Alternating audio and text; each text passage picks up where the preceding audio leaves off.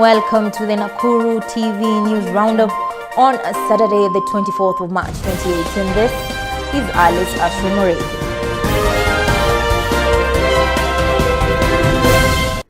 Agriculture Principal Secretary Richard Lesiampe has urged farmers in Nakuru and all other 17 Parethram growing counties to plant the cash crop since the government was committed to ensure that they reap benefits. Lesiampe also said the government would help reclaim the lost market in Europe, America, China and Australia. Speaking during the launch of Parethram Revival Program at Kenya Agricultural and Livestock Research Organization site in Molo, Lesiampe, who was accompanied by Nakuru Governor Lee Kenyajui, said the government wanted Kenya to go back to its position of the best and largest producer of Parethram in the world.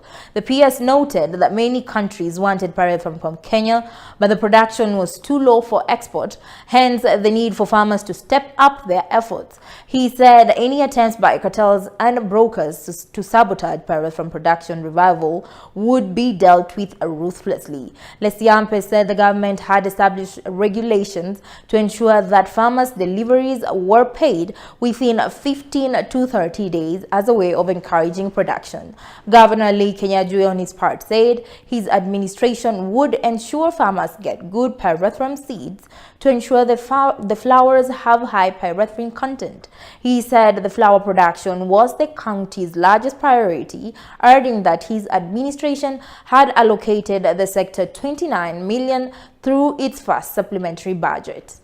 Na assembly na tayari wamehakikisha kwamba kama kuna sheria zinahitaji zitengenezwe, wako tayari kutengeneza ili tuimarishe ukulima wetu wa pareto.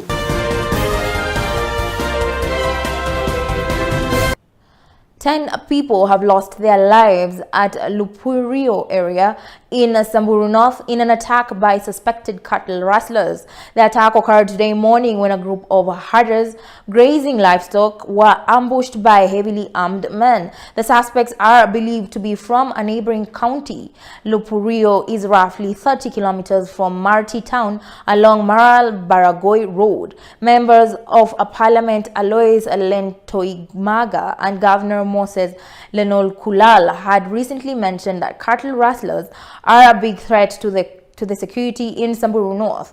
They condemned rampant insecurity in Samburu North and urged police to use armored personnel carrier vehicles during patrols to flush out bandits.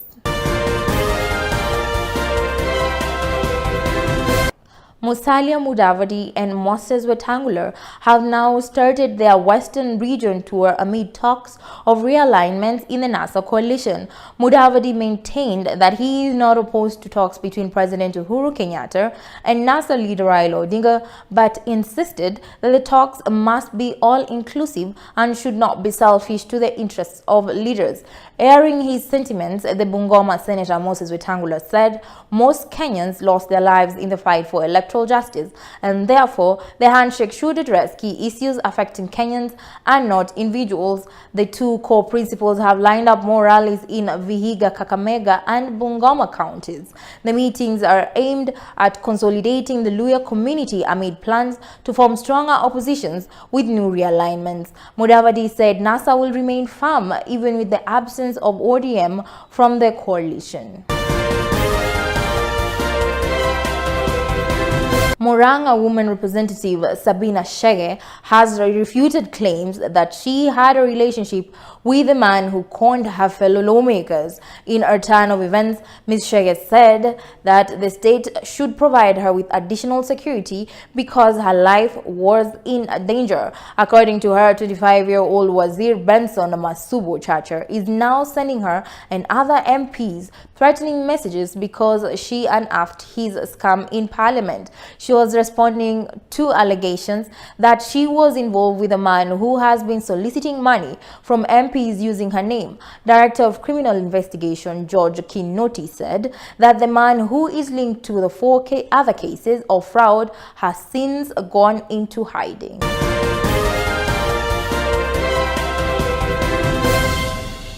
The Kenya National Commission on Human Rights has blamed the non-activation of Restorative Justice Fund for lack of political goodwill by top leaders. The Commission's chairperson, Kagwiria Mbogori, urged President Uhuru Kenyatta to dismantle what she described as a chain of bureaucracy that have made the establishment of the 10 billion fund unattainable 3 years since he committed to it. President Kenyatta, in his 2015 State of the Nation address, had ordered the National Treasury to set up the fund, but government officials have in the past admitted bureaucratic bottlenecks that have hindered its establishment.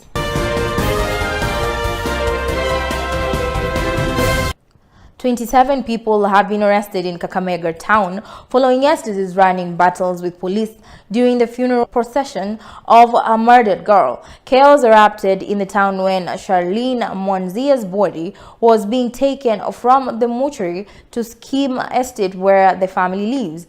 Tear gas and gunshots rent in the air as youth demanded the arrest of the murder suspect. Kakamega Police Boss Joseph Chebi today confirmed the arrest of 27 suspects and said they would be arraigned in court Monday. He, however, dismissed reports that some of the youths were shot on Friday.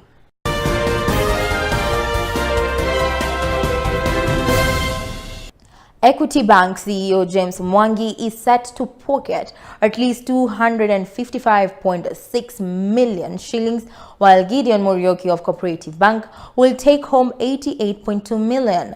Most Kenyan banks have left the dividend payout unchanged despite reduced profitability, thanks to the legal cap on lending rates that has seen interest slide as demand for loan plummet.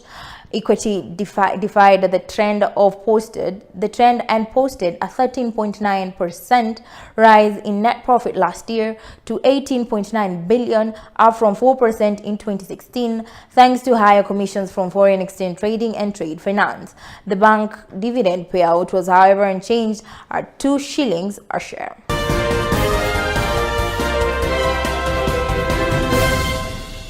Thank you for watching the Nakuru TV News Roundup. I am Alice Ashwin Morethi. Have a good night.